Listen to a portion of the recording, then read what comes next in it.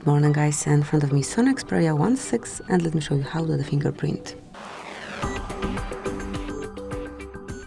First of all, open the settings, then find and select security. Now click on fingerprint manager, and at first you need to set some backup to your fingerprint. It can be pattern, pin code or the password. Let me choose pattern, so just draw the pattern, re-enter it just to confirm. Tap on done. Obviously manage your notification content however you want. More, agree. And now it's time to place your fingerprint on the sensor. As you can see, the sensor is located on your power button. So just keep tapping here till your fingerprint is fully added. Here you can observe the progress.